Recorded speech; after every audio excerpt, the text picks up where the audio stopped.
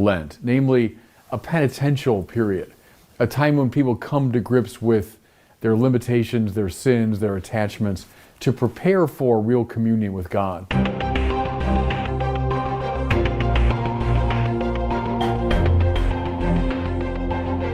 Welcome back to the Word on Fire show. I'm Brandon Vaught, the host, and I'm joined here in our new setup for the Word on Fire show by Bishop Robert Barron. Bishop Barron, good to see you. Hey Brandon, good to see you. Good to hear from you. We talked about this in the last episode, but we've revamped the setups, not only of your YouTube commentaries, but also this Word on Fire show. We're still in the same studio space, which is a really, really small room there at the Mission in Santa Barbara, but we've been able to turn it into multiple sets now, and we're all just so enthusiastic about the way it looks now. What do you think? Yeah, thanks to our donors. It's wonderful, and we got to just keep going and doing the Lord's work, and it's expensive, as I say, and so we're grateful to those who've helped us with this. Bishop, you recently visited the Carmelite Sisters of Alhambra out there in your region. Tell us what that visit was like. They're a marvelous community, about 140 sisters, I think. They were founded way back in Mexico, actually, during the Cristero period, and their foundress, the wonderful Madre Luisita, came up here to the States to flee the persecution back in the 20s, and then established the community in LA. And I was at one of the sites now of their order. They take care of the poor and the sick and the aged. And they're just a marvelous, uplifting, life-giving community to be with. So there was a joy. I celebrated the Mass for the birthday of the foundress. And then there was a wonderful show they put on for me afterwards in the Carmelite tradition. That goes back to the Little Flower. Remember, she talks about they would put on these plays and so on. Well, they still do that.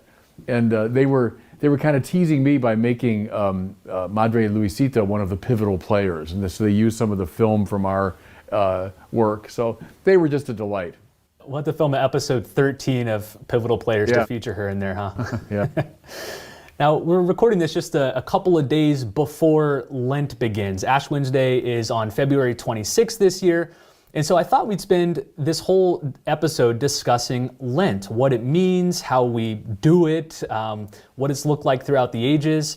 So first of all, I guess a basic question, what's the purpose of Lent, these 40 days before Easter? Why does the church give that to us? What's it supposed to be about? To prepare us for Easter. Brandon, it goes way back. In really all the great religious traditions, you find something like Lent, namely a penitential period, a time when people come to grips with their limitations, their sins, their attachments, to prepare for real communion with God. And that's the purpose of Lent, is to get us ready for Easter. Part of it is we can just become blasé, I suppose, about an event like the resurrection of Jesus. We've known about it, we've heard about it, we celebrate it every year, but are we ready for it? That's what Lent is. So it corresponds, of course, to Jesus' own 40 days in the desert, preparing for his public ministry. I think for all of us, it's just indispensable that on a regular basis, we go into the desert. A lot of important things happen in the desert, and that's the purpose of Lent. I know for a lot of Catholics, maybe the majority of Catholics in the pew, when we hear Lent, we just think, okay, giving up chocolate. Like that's what basically Lent means, and there's nothing, I don't want to bemoan that and say that that's bad. It's good to give up something that you're maybe attached to, but is Lent more than that? What more is Lent than just giving up sweets for 40 days? Yeah, and that can be one expression of it. Classically, Lent involves three practices: prayer, fasting, and that's where even something like that comes in, and thirdly, almsgiving. So those are the three classical practices. Something, Brandon, I'd like to emphasize is Lent is not so much in here. It's a set of things that we do. Pray during Lent, fast during Lent, give alms during Lent. Three activities, three things that we do. That, I think, helps to orient us to this holy season. Let's talk about each of those three pillars. Maybe we'll spend a good amount of time on each one. So first of all, prayer. I think this is the one most obviously people associate with Lent. It tends to be a time when the church in the liturgy and through devotions deepens its intensity of prayer. How do we do this? What do you recommend to Catholics to deepen their prayer during Lent? First of all, prayer is the raising of the mind and the heart to God, the famous definition from John Damascene. I love that. To raise the mind and the heart to God. It means to attend to God, to be aware of God, to seek communion with God in a conscious way. Raising up of the mind, yes, with all of our consciousness and attentiveness, our perception, our intellectual ability, but also to raise up the heart to God. So our passions and our feelings and our emotions and the longings of our soul, to do that in a very explicit, conscious way is to pray. So I think, this morning I begin every day with a holy hour. And I go into my chapel and I genuflect before the Blessed Sacrament, and then I just enter into this hour of prayer. It involves the office and other things, and the rosary and so on. But the basic move is I'm consciously raising my mind and heart to God. It's so easy for us just to lose track of that. So that's what the essence of prayer is. Now, how do you do it? All kinds of practices we could recommend. What's the greatest prayer? The Mass. I'd say to Catholics maybe who've drifted away, if you stop going to Mass on Sunday, Lent is a great time now to say, I am going to go back to Sunday Mass. Do you go to Mass on Sunday? Okay. How about daily Mass during Lent? Or even I'm going to go, twice during the week during Lent. That whatever you're doing in regard to the Mass, raise it a level, intensify it. Maybe enter more deeply into the Mass. Get a study guide or a book or a video or something on the Mass so you can more deeply appreciate it. I mentioned the Rosary. It's a very important prayer. Have you been away from the Rosary for a long time? Well, find it. It's probably in a drawer somewhere in your house, or it's gathering dust somewhere. Find it. Use it. Pray it. If it's difficult for you, maybe try once a week. Each week during Lent, you're going to pray the Rosary. Try it twice a week. I'd recommend pray it every day if you can. The Jesus prayer is one that I've always recommended. Lord Jesus Christ, Son of the living God, have mercy on me, a sinner. That's the whole Jesus prayer. But you can pray it over and again for a minute, for 5 minutes, for 10 minutes, for an hour. Let it become part of the rhythm of your breathing. Lord Jesus Christ, Son of the living God, have mercy on me, a sinner. Try that prayer during Lent. Devotions, the Stations of the Cross, to go to your local church and to do that prayerful meditation on the death of Jesus. Enter into these devotions maybe you haven't practiced since you were a kid. And you say, oh, it's been so long. Well, okay, Lent's a good time to enter into those again. So those are all ways, Brandon, that we can pray.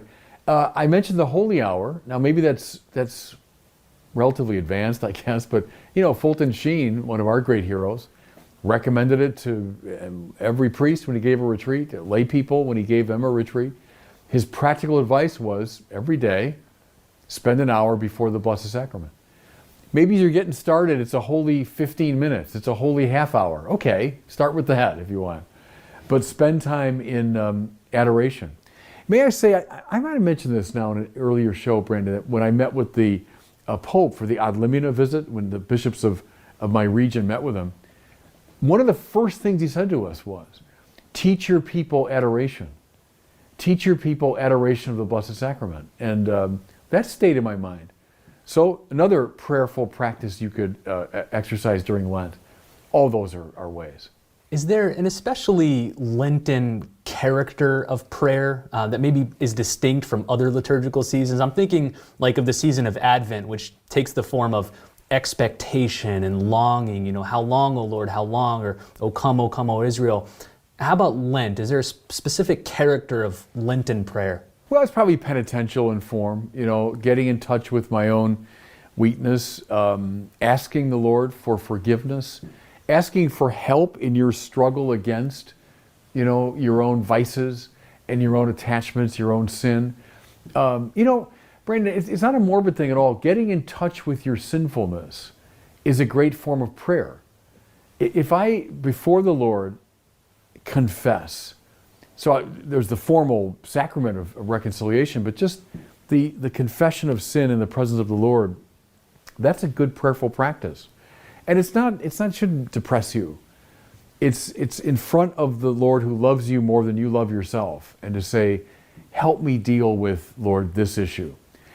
In Ignatius of Loyola, you've got the consciousness examen at the end of the day. It's when you kind of review your day in light of God. All the great things happen to you, the opportunities, the graces, but also all the things that blocked you.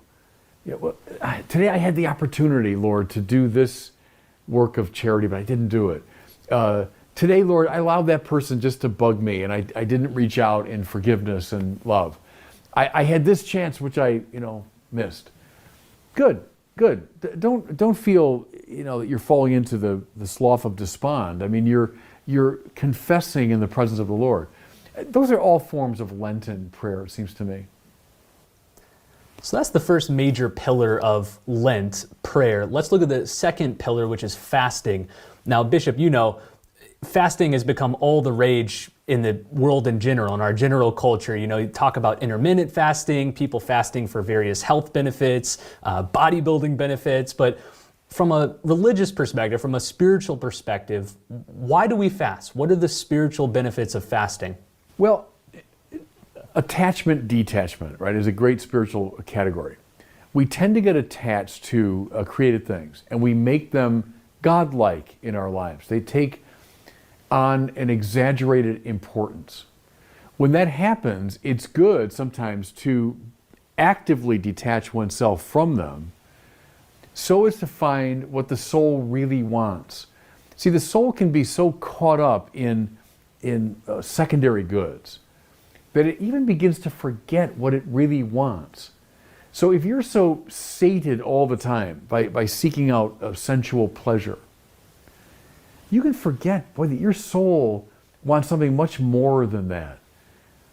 We're longing ultimately for God. Only in God is the soul at rest. So we all know that. Every sinner knows it, but I think our culture especially, that kind of awful, sickly feeling when you're sated by a lot of sensual pleasures, food or drink or sex, as Aquinas put it, but your soul is left arid. Your soul is left unsatisfied. Well, one of the practices is to fast, purposely to set aside some of these sensual pleasures, so as to allow the deeper hungers to emerge.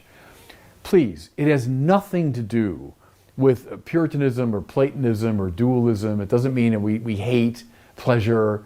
That's a caricature. I mean, maybe some Christian expressions have fallen into that. But that's a caricature. Christians love the world because God made it good. We love food and drink and sensual pleasure. But they can become so dominant that we forget the deepest longing of the heart. And so we fast so as to allow that hunger to emerge. Something I've always loved from Thomas Merton, where he said, the sensual desires can be like little kids.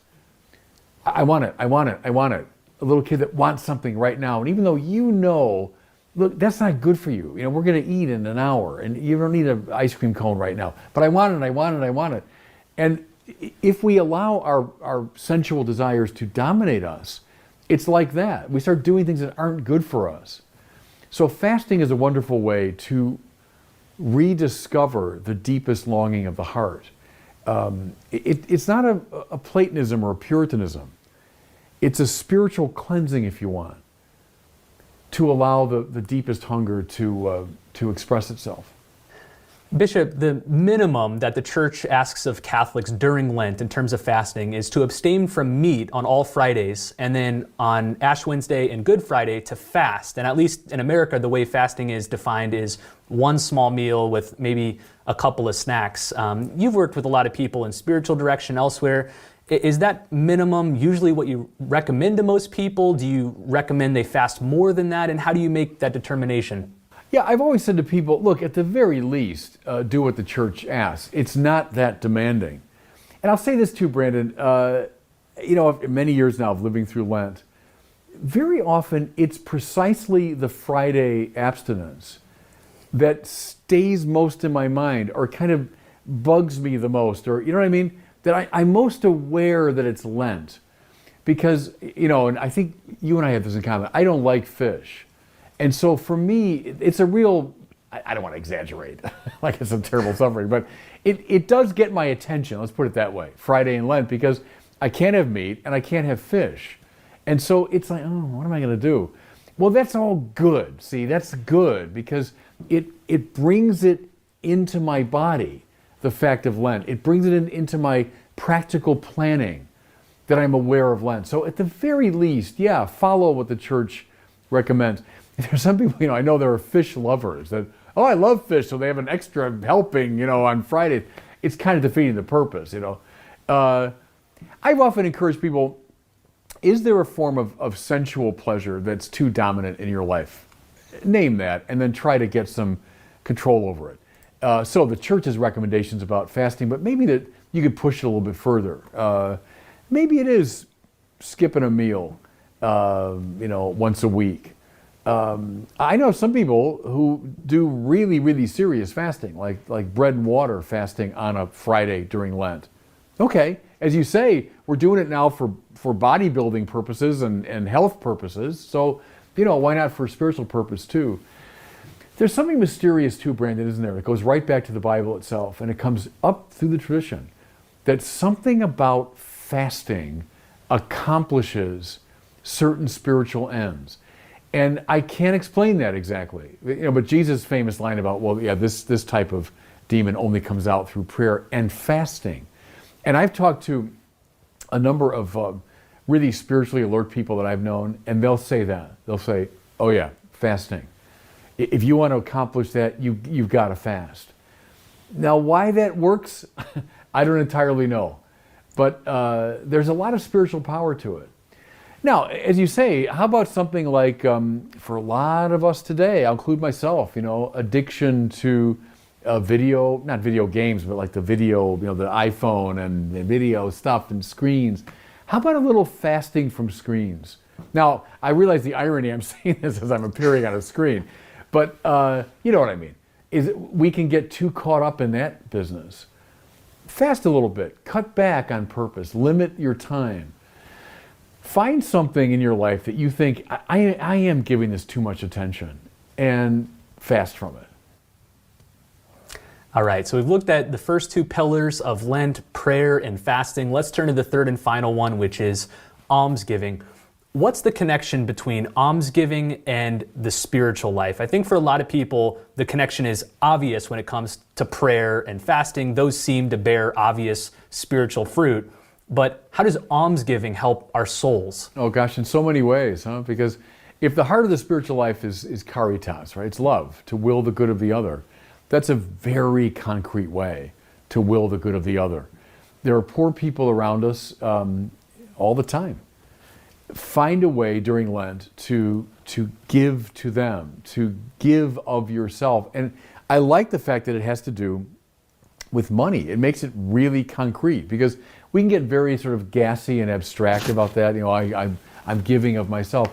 Okay, but when it comes to money, I'm going to give alms. I'm going to give some material value to the poor. That cuts very close to the bone, doesn't it? It brings it home in a very vivid way. So I think it not just encourages, it is charity. It is the very heart of the spiritual life. See, prayer is meant to give rise to charity, ultimately. Fasting is meant to give rise to charity because it links me more deeply to God, who is caritas, who is love. So almsgiving, in some ways, that's what it's all about. It also, I think, really heightens our sense of solidarity within the mystical body, that we're connected to each other. We cannot say someone who's suffering, that's their problem. I'm not going to worry about it. It's not my problem. No, it's our problem. It's our problem. Certainly all we who are baptized, but Aquinas speaks even of the virtual mystical body, that everyone in principle is meant to be part of the mystical body. And so anyone, anywhere who's suffering is brother and sister to me. And almsgiving signals that, in a very vivid way.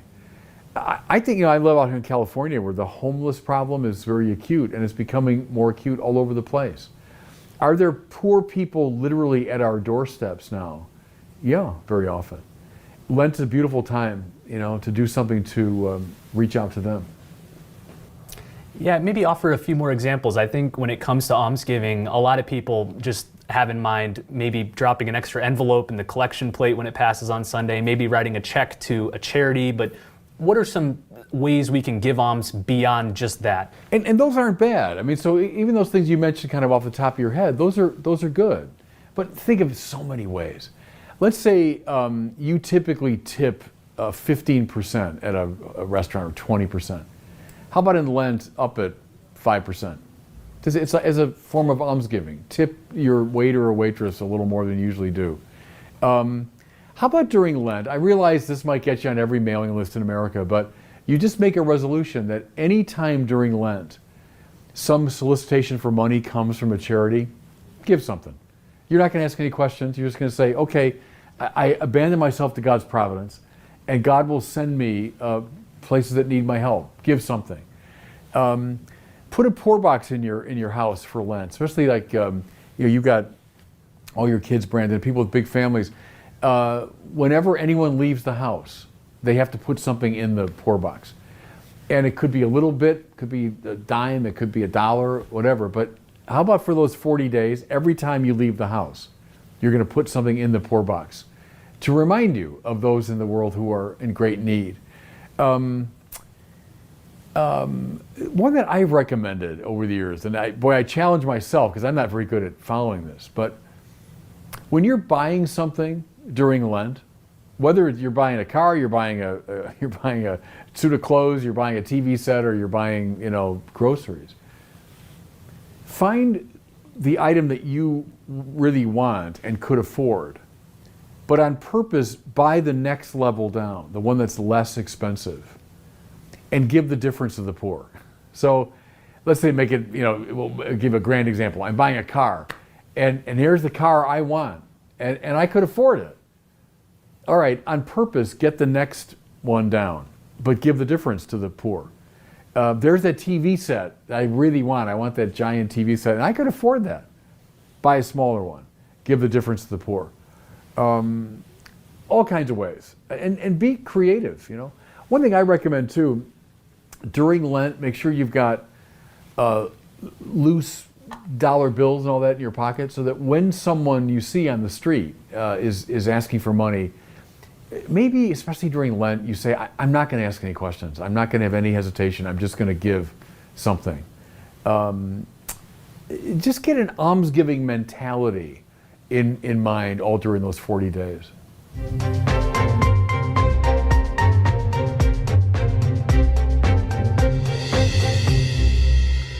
Well, it's time now for our question from one of our listeners. We love hearing from our listeners, and we'd love to hear your question. Just send it in by visiting askbishopbarron.com. You can record your question on any device. Today we have one from Sarah, who lives in Central Texas, and she's got a burning question about God's nature. Here's her question. My name is Sarah, and I'm from Central Texas. My question is, how do I respond to someone if they made the statement, if God made us in God's image, and God prefers a family to be husband, wife, and children, then it must mean that there is God represented as mother. Yeah, thanks. I mean, it's a complex, really set of questions you're raising. Can God be represented as mother? Sure, in a way. The Bible uses maternal metaphors a lot for God. God, in himself, of course, is beyond gender specification. God's a spirit, so we wouldn't talk about God being gendered the way we are. And so can we use metaphors drawn from the feminine world? Of course, and the Bible does it all the time. So God loves us the way, could a mother forget her child? Even if she forget, I will never forget you. I've carved you in the palm of my hand, etc. So sure, we can represent God that way. What I wouldn't do is kind of overdraw the connection or overstate the metaphor. There is something like family, that God is like a family, because we talk about Father, Son, and Spirit. There is real differentiation among the persons, but But I wouldn't overdraw it. If now we have to say, well, God's like father, mother, child. If I can be a little bold, follow Balthazar here, in a way the differences among the persons are greater than any differences in the created order. You know what I'm saying? That they're the ground for all differentiation.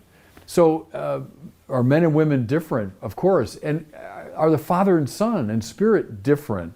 Yeah, even more dramatically.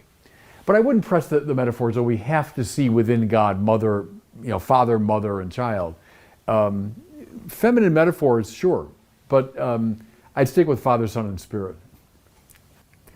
Well, thanks for that question, Sarah, and thanks to all of you for watching and listening to this episode of the Word on Fire show. Again, if you haven't seen the new setup for the Word on Fire show, be sure to go to wordonfireshow.com, click on this episode, view the video version, or you can find it on YouTube and Facebook. Also, I've mentioned this over the last few episodes. I'll mention it one more time, that as we're beginning Lent, I want to encourage you to encourage your parish to sign up for the Word on Fire Engage platform. We're offering it for free during Lent. You can find it at wordonfireshow.com/engage. When your parish signs up, you get all sorts of cool tools and resources to evangelize your parish, including full access to all of Bishop Barron's films and study programs for every parishioner. That means every person in your parish can watch the Catholicism series, the Pivotal Players series, all of Bishop Barron's study programs. So if that sounds appealing, go to wordonfireshow.com/engage. Well, thanks so much for listening. We'll see you next week on the Word on Fire show.